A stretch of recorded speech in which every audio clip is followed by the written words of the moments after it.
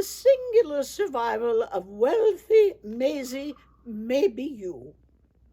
Herbert Gotobed lived in the farmhouse his ancestors inhabited for 300 years up Cul-de-sac Lane, where it dead ends behind the church cemetery. Indoor plumbing shocked him. He persisted in using an outhouse and defended the benefits of a rigorous walk in wee hours of rain. He would have none of that stinky business in his house. His slender frame contrasted with stout Mrs. Gotobed. Late one night, after bacchanalian celebrations at the Donkey Kick pub, Herbert perched within the garden privy, slipped through, and firmly stuck in the seat hole. The wooden circle trapped his thighs against his concave chest and chafed his armpit hair. His heroic struggles upset the old outhouse, which shattered on impact, leaving him face down with the privy seat framing his upturned buttocks.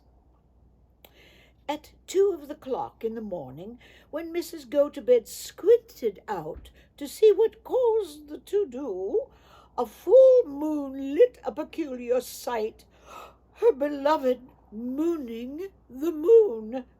Not sure this position was involuntary, if not entirely unusual for him, his love muttered sweet nothings and retired to sleep.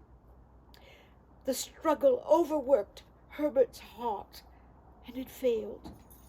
As soon as she planted her late man, she had a water closet installed in the house, but his spectre moaned in the pipes, giving her the willies, so she moved house to Slubbock Two Scolds village, where, with her new-found wealth and amplitude, she discovered that as a newbie she was pursued by many of the village's eligible bachelors. They all wanted to go to bed with Mrs. Gotobed. Now single, she took her maiden name, Maisie Maybeyou. Mr. Magnus Mina, who lived across from the cemetery, was a widower, having lost two of his previous wives to undisclosed illnesses. He had only to cross the cobblestone road to visit them, which he did nightly. He was a handsome Gurk, although a bit portly, and was the most intriguing of Maisie's suitors.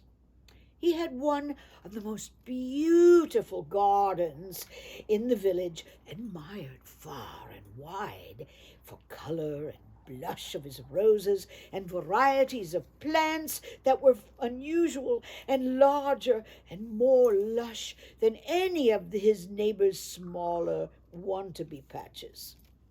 His garden was envied by many of the villagers, who contrived to learn his secrets. Rumors proliferated, initiated by the village cantankerous Ill Willie. Mr. Mina was a secretive but affectionate fellow, and pursued Maisie with great enthusiasm, finally wooing her into accepting his proposal. Even though Maisie agreed to marry, her heart still belonged to Herbert. She found comfort in her nightly conversations with him, listening to his spectral complaints through the cottage pipes. Being a curious soul, well, nosy is more like it, she was determined to find out Magnus's secret to growing his roses. One night, at the 1 of the clock, when Magnus was snoring, Maisie tiptoed out to the garden. Kneeling in the dirt, she dug beneath the first rose bush, only to discover a toe attached to the root. She hastily dug under the Shetland mouse ear, the ribwort plantain, and the yellow rattle. All had fingers and toes attached to their roots.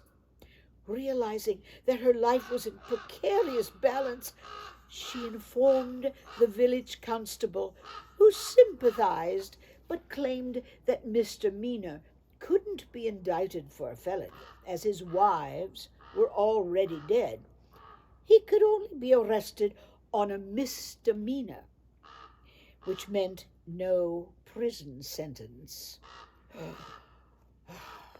That evening, as Maisie was serving Magnus his stovey tutty, he suddenly clutched his puddly middle, foamed at the mouth, and died.